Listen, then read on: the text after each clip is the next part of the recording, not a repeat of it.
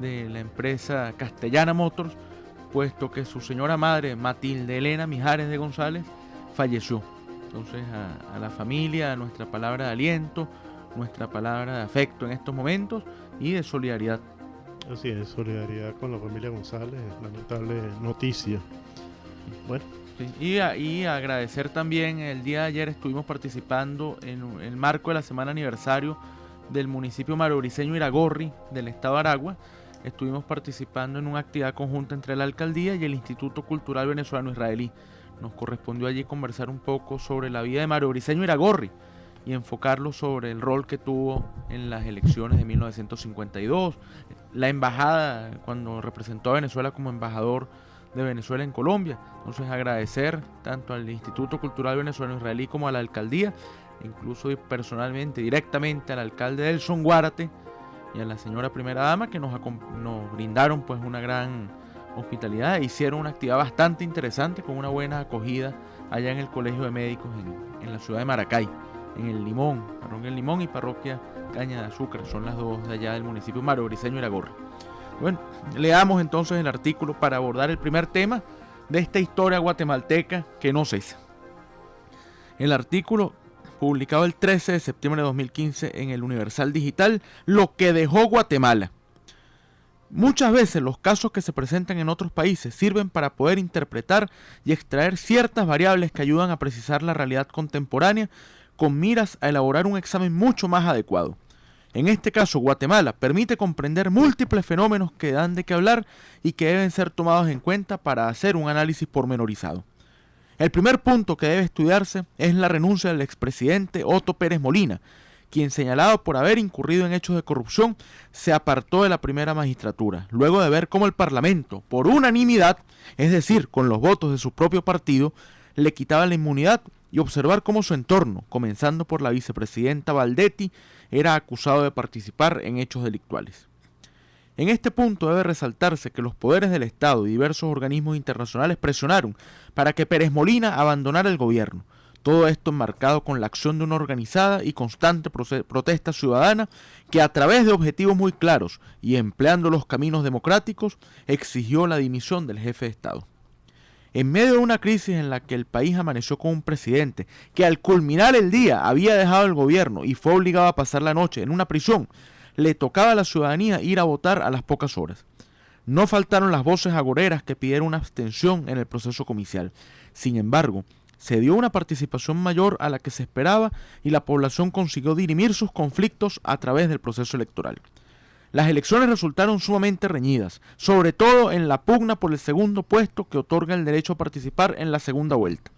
La lucha entre Sandra Torres y Manuel Valdizón se redujo en algunos momentos a decenas de votos, lo cual evidencia, una vez más, la relevancia que tiene la participación ciudadana en los procesos y lo equivocados que están los que dicen que no importa votar, pues un sufragio es insignificante. Vendrán días complejos para la República Centroamericana, pero ha pasado Guatemala a ser un interesante ejemplo de cómo una ciudadanía con criterios definidos, ganas de participar y sentido común puede llevar adelante los cambios, por más complejos que estos parezcan, siempre y cuando actúe con claridad y orden. El artículo Lo que dejó Guatemala, que nos publicó el diario El Universal, en su versión digital del pasado domingo, 13 de septiembre. Bueno, y ya con ese artículo tenemos claro entonces que hay una segunda vuelta, que la segunda vuelta será entre el señor Morales y la señora Sandra Torres, que como hemos hablado mucho de ella, ex esposa del expresidente de Guatemala, el señor Álvaro Colón, que tiene una historia bien simpática que le hemos contado muchas veces cuando se divorció del señor Colón por impedimento legal para poder ser candidata a la presidencia de Guatemala. Entonces ella dijo que se iba a casar era con Guatemala. Vamos a ver qué pasa en esta segunda vuelta, si logra casarse con Guatemala y si tenemos una sorpresa en este resultado electoral. La situación en Guatemala, hay una normalidad esperando la segunda vuelta. Se designó el día de ayer un vicepresidente nuevo que va a suplir al vicepresidente que ahora es presidente, que no era vicepresidente que tampoco era vicepresidente, y que van a estar interinamente o hasta que se produzca el cambio en enero del 2016. Así que, bueno, Guatemala ha estado dando ejemplos de que la institucionalidad está funcionando y que hay buenas noticias de que la democracia guatemalteca parece que va a salir airosa de este proceso. Y bueno, vamos a continuar esperando sobre los resultados de esta segunda vuelta y estaremos comentando sobre la misma, ¿no? Y bueno, podríamos, eso que tú has hablado creo que es un buen marco para hacer algún análisis. Efectivamente, un nuevo vicepresidente, que no fue una votación sencilla, se pensaba que jugarían a la unanimidad y no fue así. Hubo incluso 2 votaciones previas, hasta una tercera y una reunión de emergencia con el presidente del Congreso, que es por demás es del partido, diputado reelecto por el partido líder. Hacemos la salvedad que hay denuncias de la prensa guatemalteca de candidatos que han pasado prácticamente por todo el espectro partidista de Guatemala, gente que uno ha visto en UNE, que es el de Sandra Torres, el líder que es de Valdizón, en Partido Patriota, que es el de Pérez Molina. Entonces uno los ve en todos los grupos. En este caso hubo una reunión para tratar de sentar las bases para permitir la gobernabilidad y conseguir la figura que acompañará a Alejandro Maldonado en la presidencia. La persona entonces que seleccionan como vicepresidente es Juan Alfonso Fuentes Soria. Juan Alfonso Fuentes Soria es un académico, un odontólogo egresado en 1971, durante más de 25 años profesor universitario, alcanzó el decanato de la Facultad de Odontología de la Universidad San Carlos entre el 80 y el 84, fue rector de la misma universidad entre el 90 y el 94, integró el Consejo Superior Universitario de Centroamérica, presidió la Comisión Presidencial sobre Derechos Humanos entre el 2001 y 2004 y luego fue secretario técnico de la Secretaría de Paz entre 2000 y 2001. Tomó entonces posesión este nuevo, creo que para tratar de aliviar el dolor de muelas que se ha convertido la política guatemalteca. Entonces este exdecano y ex rector universitario, para que vaya, que ha dicho que va a tratar de alguna forma, también muchas expectativas, el tema de la salud, llevar el debate de las normas laborales, pero es interino. Sí, no, y lamentablemente todo este proceso electoral y todo este proceso de cambio van a dejar poco espacio para que se desarrolle alguna política específica de estas personas que van a estar de forma interina en la presidencia y la vicepresidencia de Guatemala. Sin embargo, bueno, es importante que haya buenas expectativas para estas dos personas que están dirigiendo los destinos de Guatemala hasta enero del año que viene. Ahora, ha habido también algunos planteamientos, porque no hay todavía, ya acaban de oficializar, incluso hablan de una cifra cercana a los 18,000 sufragios de diferencia entre el partido UNE de Colom y Sandra Torres contra el partido líder del señor Valdizón. Pero cuando decíamos en el artículo que leíamos que llegaba a ser a veces decenas de votos, es que la diferencia en algún momento eran de 49 sufragios. Tener sufragios es insignificante en una contienda. Entonces, no había resultados y llegó un momento, y lo dijimos en el programa de la semana pasada, que fue muy lento el escrutinio, sobre todo el 97% en adelante. Bueno, se ha estancado en un 99.1%. Tiene una razón, la lentitud, porque viene de zonas bastante remotas de Guatemala.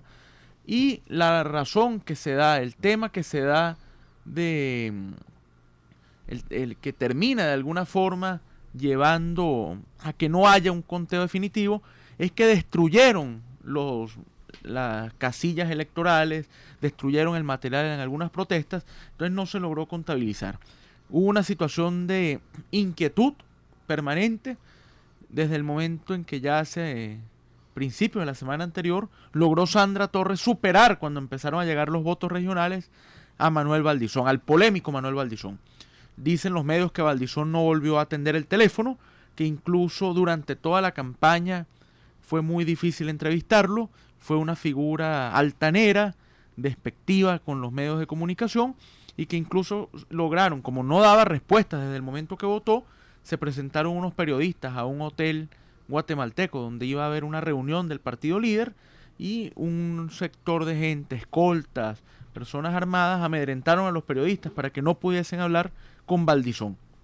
Valdizón guardó silencio hasta este domingo, hasta el domingo 13, cuando salió un mensaje diciendo que él se retiraba de las elecciones porque consideraba que todo había sido una manipulación para robarlo.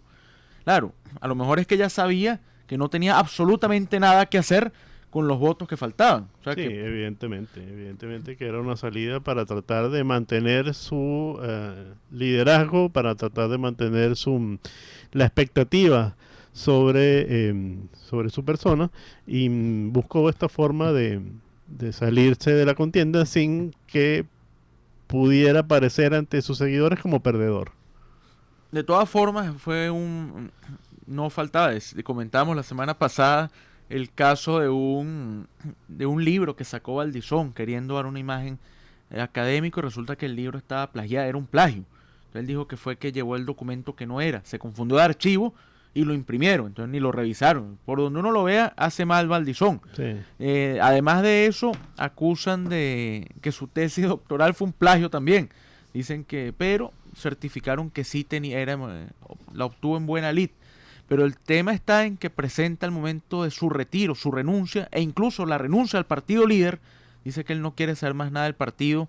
Hombre, además que había llegado a decir que el que perdiera las elecciones debería irse, porque deberían tener vergüenza. Se refería a los alcaldes y diputados que no lograran ganar. Bueno, le tocó a él y entonces le toca retirarse. Pero presentaron un video. Resulta que el día de ayer en Guatemala una organización denuncia que las imágenes que ponen en el video son de un documental de ellos. O sea que ni siquiera recurrieron a un archivo particular del partido líder para poder presentar las imágenes. O sea, hasta eso incurre. Ya empiezan los problemas para el partido, puesto que entre 5 y 10 diputados actuales que no lograron la reelección abandonaron la bancada de líder y crearon una nueva agrupación donde entonces confluye gente del líder, gente del Partido Patriota, gente de la UNE, o sea que tampoco es un esquema ideológico que uno puede evidenciar, sino un grupo donde están los perdedores o los no reelectos.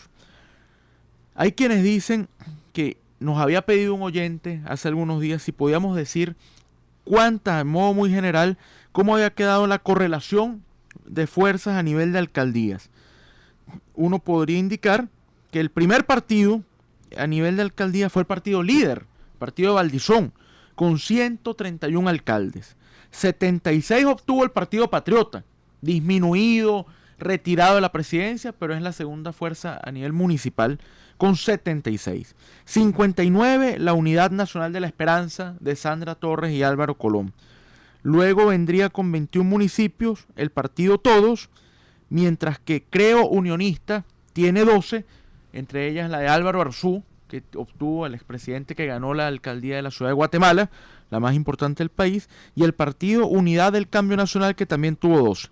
Otros partidos como Unidad Revolucionaria Nacional Guatemalteca ganó 3, el Movimiento Reformador ganó 2, el Partido de Avanzada Nacional, Encuentro por Guatemala, Visión con Valores, Fuerza y el Partido Republicano Institucional 1. 16 alcaldías restantes las tuvieron candidatos independientes de los llamados comités cívicos. Sin embargo, a nuestro oyente que nos había pedido esa información, hay que decir que esto puede variar en las próximas horas porque han organizado que hay que repetir elecciones en 11 comunas por estas irregularidades, destrucción de material electoral, ataque a algunas casillas, ataque a algunos testigos. Entonces dice que en estos municipios tienen que darse un nuevo proceso comicial que puede entonces hacer variar esa cuenta. Que hay un avance, en este caso son 11 las comunas en las que hay que repetir, en 2011 fueron únicamente 8. Entonces esto podría llevarse, pero en el escenario nacional guatemalteco, también 11 comunas en las que hay que repetir indican que se jugó en este proceso a la normalidad. Otro tema, también con Guatemala, es el del partido líder, el candidato a la vicepresidencia, que en Guatemala hay un tema, tú hablabas de la institucionalidad, Juan Francisco, que parece que en algunos escenarios funcionan los poderes. Cuando le negaron a la señora Torres porque decían que ese divorcio era un fraude, cuando le quitaron la inmunidad a Pérez Molina y eso lo obligó a renunciar. En este caso es Edgar Barquín. Edgar Barquín era el candidato a la vicepresidencia del partido líder. Era el compañero de fórmula de Manuel Valdizón. ¿Por qué apostaba Barquín a la segunda vuelta? Bueno, porque tenía alguna expectativa de poderle ganar a Jimmy Morales, evidentemente, y ganar la vicepresidencia, o ganar la presidencia y vicepresidencia. Pero además de eso, porque tenía como candidato inmunidad. Y a Edgar Barquín lo están acusando de lavado de dinero en esta espiral de sobornos y lavado y corrupción en la que se ha convertido la política guatemalteca, o algunos actores de la política guatemalteca. Como Barquín no pasó a segunda vuelta, perdió la inmunidad. Entonces el día de ayer comisionó el candidato a la vicepresidencia por el partido líder a su abogado para que lo representara en el tribunal, porque entonces pueden detenerlo por esta investigación. O sea, que no se salvó. No. Y la cuenta del señor Barquín era muy lógica, porque como leíste anteriormente, el partido líder es el partido que tiene mayor cantidad de alcaldías, lo cual y de diputados. Y claro, lo cual demuestra que es un partido que tiene fuerza, es un partido, sería el principal partido político de Guatemala, y eso en una elección, en una segunda vuelta, tendría mayor opción, ya que le da capacidad de movilización, capacidad de estar presente en tantas alcaldías, y eso sería un buen aval. Lamentablemente no le dieron los votos a Valdizón y no pudieron pasar a la segunda vuelta. Así que el señor Barquín tendrá que enfrentar la justicia como el señor Pérez Molina. Y la señora Valdetti, que además está hospitalizada. hospitalizada. Valdetti también. Así que tiene un proceso bastante complejo de salud. Bueno, yo creo que es bien por Guatemala, que demostró que las instituciones funcionan, que la democracia tiene sus mecanismos para luchar contra la corrupción, y que Guatemala tiene una democracia que puede consolidarse si sigue funcionando el Estado de Derecho y la institucionalidad en general. Y siempre recordar la importancia de votar. Lo habíamos dicho cuando tratamos el tema de Guyana, el tema electoral de Guyana, que la diferencia eran 5.000 votos. Bueno, en este caso, y repetimos, lo importante que implica un voto. La diferencia entre Sandra Torres y Valdizón en este capítulo, aparte que era una historia, era, insistimos, a veces de 49 votos, 49 sufragios. Entonces todo voto es importante, todo voto es relevante para poder cambiar las cosas. Así es. Entonces, bueno, nos escribe por la mensajería de texto Elvira: tremendo programa. Este tipo de analistas es lo que necesitamos para aprender a revisar los sucesos. Bueno, muchas gracias a la señora Elvira. Así es. Y seguiremos analizando porque bastante tema hay. Sí. Le agradecemos esos comentarios, porque eso nos ayuda a hacer, digamos, más el programa más directo a lo que la gente quiere oír, y pueden hacernos cualquier sugerencia de temas para tratar en próximos programas, ¿no? Nos escribe también Adolfo Matos: hay que luchar contra la corrupción. Lo de Guatemala lo podemos tener como un ejemplo. Sí, es una forma, insistimos, donde logró imperar la institucionalidad y se ve el desprendimiento de los mismos parlamentarios del Partido Patriota. Pareciera haber un reconocimiento allí que hay que hacer. Se dieron cuenta que no podían defender lo indefendible. Así es. Y yo creo que la lección más importante que nos está dejando Guatemala es que los funcionarios públicos saben o aceptan que la ley, que ninguno está por encima de la ley, que la ley es igual para todos y que todos tienen que someterse a la ley, y creo que eso es una gran lección para todos los países de América Latina, especialmente para Venezuela, ¿no? Y además para toda la región. Uno observa, uno evidencia, entonces sí hay una recuperación y sí hay unos niveles de institucionalidad. Uno habla de Centroamérica y evoca Costa Rica, con lo que ha alcanzado Costa Rica. Bueno, hay otros casos así. Ojalá Honduras pueda también tener alcanzar estos niveles, un país plagado de la violencia, la corrupción. Ojalá El Salvador, que también ha dado un paso importante a nivel institucional, lo pueda conseguir. Sí, creo que la democracia y la institucionalización democrática ha sido un aspecto muy positivo para la vida de estos países y de su población. Sí. Bueno, Juan Francisco, también noticia que ocurrió ayer, el temblor bastante fuerte en Chile. Bueno, más que un temblor, un Un terremoto. terremoto fue Sí, lo que pasó ayer en Chile, sí, con alerta de tsunami que hizo que se movilizara toda la población chilena por encima de la cota 30 y bueno, no se dio ningún proceso complejo de tsunami, pero la población estuvo alerta y ya la alerta de tsunami fue quitada y la población está volviendo a la normalidad entre comillas, ¿no? Porque también se esperan réplicas de ese poderoso terremoto que bueno, ya como decía esta mañana la señora Bachelet, es la octava situación de emergencia que le toca afrontar en el tiempo que lleva gobernando a Chile. sí, pero incluso aquel famoso temblor cuando Cuando está Era Piñera quien asumía en ese momento, cuando estaba la toma de posesión y tembló, que Evo Morales se asustó. O sea, miró, claro, estaba en plena toma de posesión y tiembla. Hasta ese momento. Fue Piñera, pues decían que Piñera había iniciado con esa situación y había terminado también. O sea, con otro temblor, que sí. fue muy movido el gobierno de Piñera desde sus inicios. Pero en este caso se habla ya de 8 muertos en el terremoto de Chile. Dicen que para la magnitud se demostró una gran organización, una capacidad de respuesta bastante rápida. Muchos venezolanos viviendo en Chile, incluso uno ha logrado conversar con algunos, dicen que fue un momento bastante angustiante, que los 3 minutos que duraba un movimiento tan fuerte, que es algo que cuesta comentar y que lo que cuesta todavía sobreponerse. Gente que decía, bueno, pero ya deben estar acostumbrados, una Tres zona, minutos duró. 3 minutos hablan alguna fuente. Muchísimo, muchísimo. 3 minutos moviéndose la Tierra a esa magnitud, realmente uno se asombra de lo bien preparado que se encuentra Chile para asumir este tipo de catástrofes naturales y que, bueno, lamentablemente hubo 8 víctimas, pero para la magnitud creo que es importante resaltar que los chilenos están bien organizados, saben lo que van a hacer y están preparados para este tipo de eventos, ¿no? Ha incluso suspendido la presidenta Bachelet algunas actividades festivas. Recordemos que vienen días de festejos en Chile.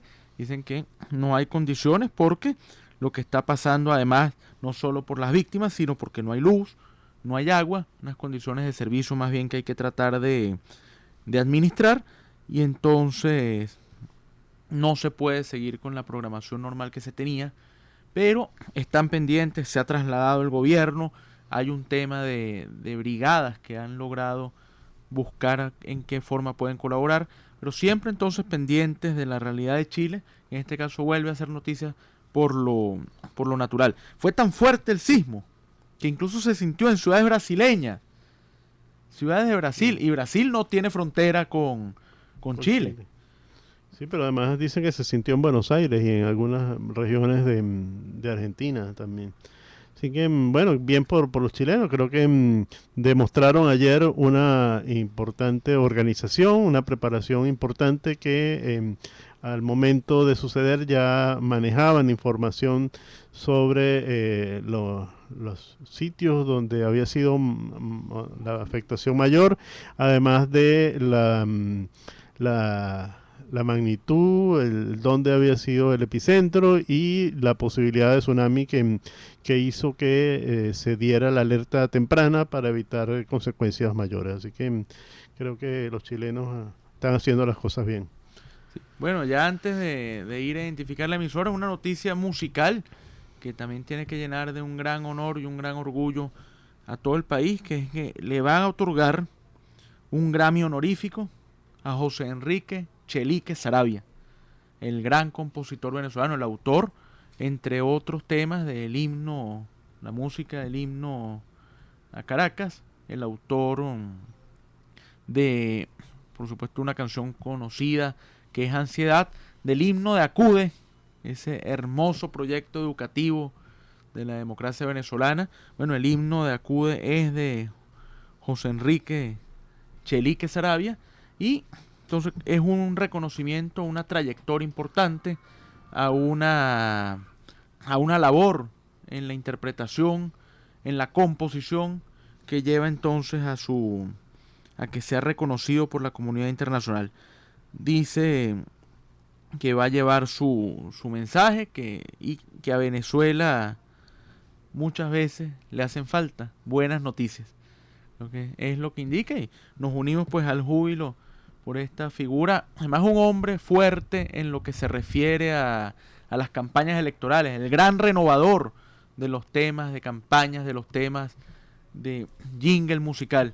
Entonces, felicitaciones a Chelique Saravia y a sus seguidores por esta labor importante y este reconocimiento por una larga trayectoria a lo largo de toda su vida. Bueno, muy bien. Vamos entonces a identificar la emisora y regresamos. Sí, identificamos la emisora y volvemos con tema Colombia y tema frontera colombo-venezolano, que nos tiene entonces que dar de qué hablar. Así es. Identificamos y regresamos.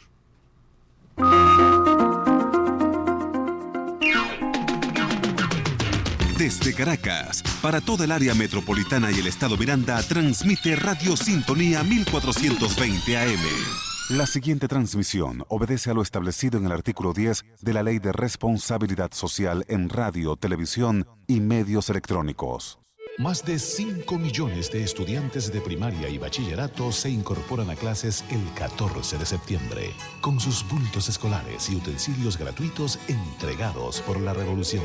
Más de 5 millones de esperanzas para la patria buena.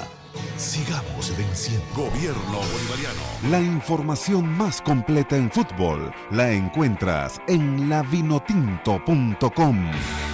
Análisis, comentarios, noticias, opinión. De lunes a viernes, de 12:30 a 1:30 de la tarde, lavinotinto.com.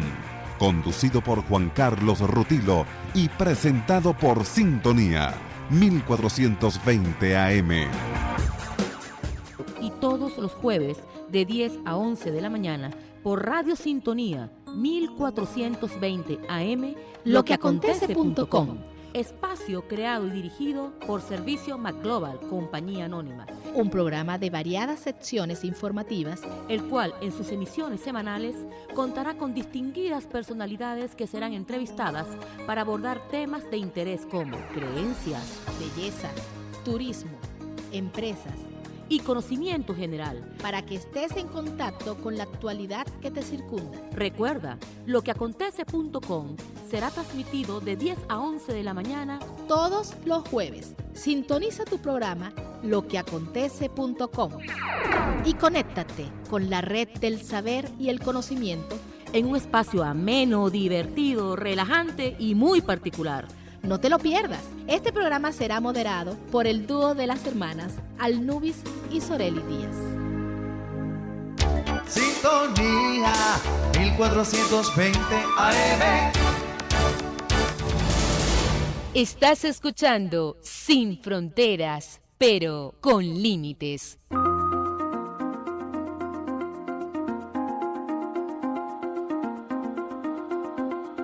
Bueno, y hacemos publicidad. Claro, nosotros queremos darle a usted un consejo importante para que usted tenga ese vehículo funcionando muy bien. Funcionando muy bien porque así se va a evitar el dolor de cabeza de andar buscando repuestos por ahí o que tenga que pensar en un carro nuevo, que tampoco hay. Usted tiene que ir a un sitio donde le van a mantener ese vehículo para que le dure mucho tiempo. Y ese sitio evidentemente es Chevy Express. ¿Y cómo llegamos a Chevy Express? Muy fácil. O vamos por la avenida Miranda o por la avenida Libertador y cruzamos en la avenida principal de Bellocampo. Ahí en la esquina con la calle Santa Ana usted consigue un edificio de instalaciones de cristal, un edificio moderno donde usted va a sentir el confort de estar en un sitio agradable, pero además la tranquilidad de estar con la gente que sabe de mantenimiento de su vehículo. Chevy Express Bellocampo, una empresa de la gran familia Castellana Motors. Sí. Bueno, Chelique Saravia tiene entre sus múltiples interpretaciones, tiene Ansiedad. Entonces, escuchemos Ansiedad en la voz del tenor de Venezuela, Alfredo Sadel. Sí. Ansiedad. Estás escuchando Sin Fronteras, pero con límites.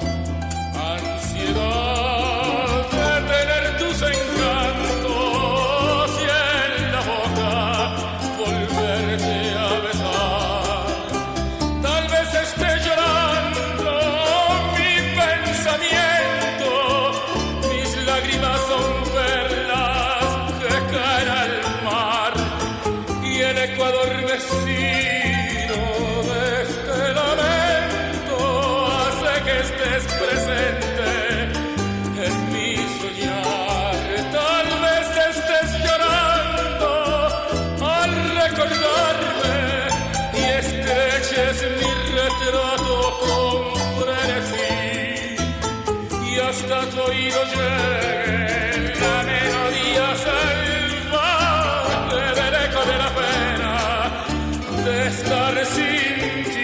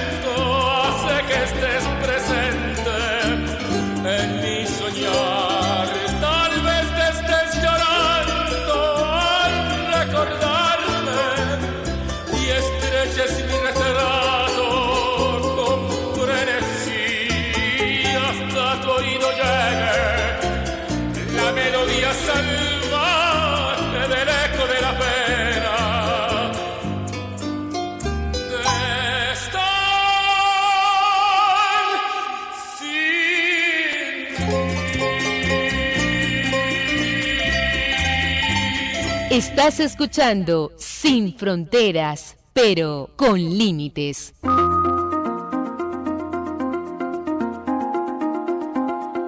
Bueno amigos, regresamos. Escuchábamos a Alfredo Sadel interpretando Ansiedad. Esta canción es de 1958.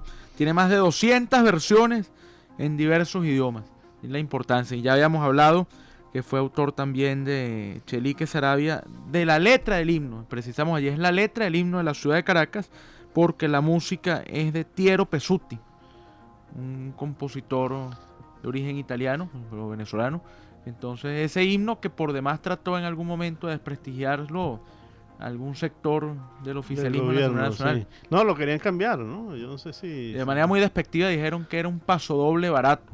Demuestra además un gran desconocimiento de cómo se dicen las cosas. Pero bueno, rendimos homenaje aquí a Chelique Saravia por ese galardón que va a recibir. Sí.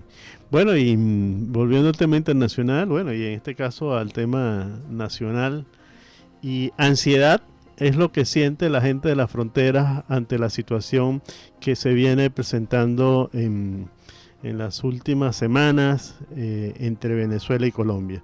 Hay una gran ansiedad por ver cómo va a terminar esta situación que ya lleva mucho tiempo y que en nada ha resuelto el problema por los cuales se anunció que se tomaban estas medidas. La situación en la frontera sigue siendo igual, por no decir que peor, porque se ha dificultado la vida de las personas que viven en el estado Táchira, ahora en el estado Zulia, y parece que lo ampliaron al estado, a algunas partes del estado Apure, lo cual realmente ha generado mucho malestar en la población, ya que esta falta de comunicación con la otra parte de Colombia hace que se restrinja la relación entre familias que viven a ambos lados de la frontera, se dificulta el comercio entre ambos lados de la frontera y prácticamente no se ha resuelto nada de lo que se anunció que iba a ser por lo que se tomó la medida. Sí, siempre el tema humanitario. Creo que por eso es importante reconocer la visita que hizo el secretario general de la OEA, el ex canciller uruguayo Luis Almagro, que quiso ir a conversar con la ciudadanía, hablar con esas personas, cómo habían salido. Allí yo incluso tuve que revisar qué cargo tiene Elías Agua en el gobierno venezolano. Entiendo que Elías Agua ejerce el Ministerio de Comunas, viaja en las giras que hace el presidente, estuvo en la gira asiática según comentan, uno entiende por qué va el ministro de Comunas a esa gira, y además es candidato del partido de gobierno. Bueno, será como ex canciller. Bueno, pero es que hacemos la pregunta porque mandó una carta muy fuerte a Luis Almagro, criticando a Almagro por lo que Almagro está haciendo, entonces que Venezuela le dio el apoyo, pero que Almagro terminó hipotecando sus principios a favor de los intereses y convertir a la OEA en un organismo servil. O sea, una posición que demuestra hemos criticado muchas veces la actitud de estos cancilleres que ha habido. Pero es que Jagua también fue canciller y no demuestra ningún tipo de manejo. Por eso uno piensa que será que no se dio cuenta o no le han notificado que él ya no es canciller y que él no tiene que estarle dirigiendo en ninguna carta a alguien como es el secretario general de la OEA, que no lo hizo cuando fue canciller. Entonces a lo mejor es que todavía no se le ha notificado que ya no es canciller, que tiene otras funciones, porque no solamente es el tema de que es el ministro de las comunas, sino es que es el protector del Estado Miranda, creo que es el título que tiene como funcionario público también, o algo así parecido, Fue ¿no? presidente de Corpo Miranda, que es un organismo paralelo a la gobernación del Estado Miranda. Así es, y con el título eso de protector del Estado Miranda, que es entonces hay funcionarios que no entienden cuál es su función, son toderos, porque realmente no tienen ningún tipo de especificidad en lo que hacen y opinan de cualquier cosa, lo cual realmente deja muy mal parado al Estado venezolano y lo que hablábamos de Guatemala a la institucionalidad venezolana. Hay mensajes al respecto, nos dicen: buenos días, licenciados, atentos a su programa, buenos análisis e información a nivel internacional. Felicitaciones, Yolanda, un gran saludo a la señora Yolanda, que siempre nos escucha. Denis nos dice: una lección grande, es verdad, nada está por encima de la ley. Ese refiriéndose a lo que comentamos de Guatemala, pero aplica también. Esa es la institucionalidad que hay que rescatar. Y Jorge nos dice: es terrible lo de Chile. Siempre las consecuencias de un terremoto es de temer. Pocos países están preparados para afrontar la situación sin luz, agua, heridos, y pare usted de contar. Ahí entra también la institucionalidad. Tienen que tomarse las previsiones, tienen que tomarse los análisis, porque puede ocurrir alguna situación que entonces amerite. La improvisación, que es lo que estamos viendo, volviendo al tema de la frontera, sí, tiene estos resultados. Claro, no, y con respecto a Chile, creo que es importante ver cómo Chile se ha preparado el gobierno, pero también ha preparado la población, simplemente con el anuncio que hizo el ministro del Interior de que debían desalojar sus viviendas e irse a una cota por encima de la cota 30, y la mayoría, casi la totalidad de la población chilena asumió eso y de forma ordenada logró evacuar la zona cercana al mar y llegar a un sitio donde tienen establecido que deben reunirse, donde las familias tienen puntos de concentración para evitar el desorden. Los chilenos lo hicieron en forma muy ordenada, muy práctica y muy bien. Lograron realizar esta evacuación sin mayor trauma, sin mayor problema.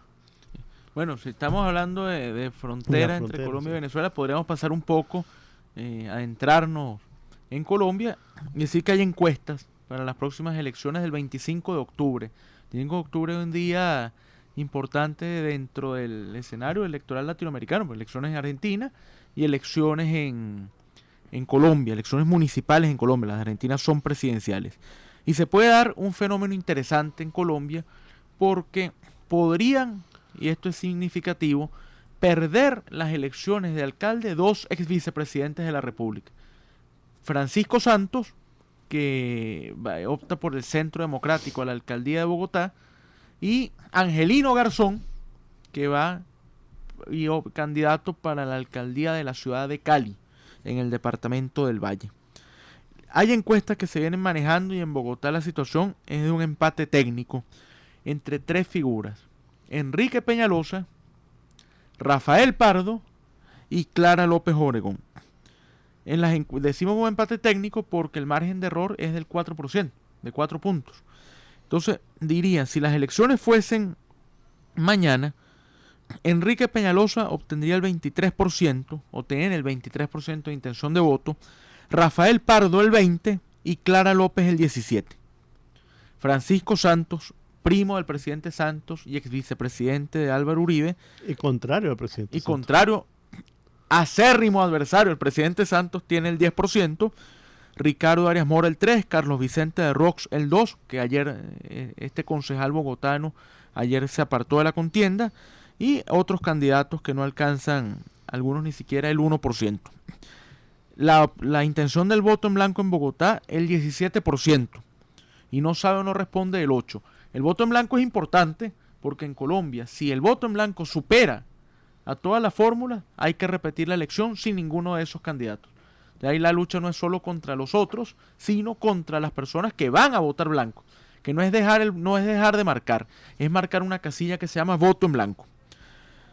Indican también que la imagen favorable más alta en Bogotá la tiene Pardo, el candidato del Partido Liberal de Colombia, con un 51%. Sigue Clara López con el 42%, Enrique Peñalosa con el 38%, Francisco Santos con el 31%. Pregunta también, ¿por cuál de los candidatos jamás votaría? Pacho Santos, Francisco Santos del Centro Democrático, tendría 22%, Enrique Peñalosa el 20%, Clara López el 18% y Rafael Pardo el 2%. O sea, Pardo pareciera salir muy bien parado, bien parado en estas elecciones para la alcaldía de Pardo fue Bogotá. también ministro del trabajo y líder del Partido Liberal de Colombia. Eso en Bogotá. Entonces una pugna entre Peñalosa, Pardo y Clara López, que entraría también jugando ese margen de error, y yo agregaría un cuarto renglón, que es el del voto en blanco, que puede entonces crecer y provocar que haya que repetir elecciones. Y condicionar a lo mejor los votos. La gente, para que no se repita, votará por los que tengan mayor opción.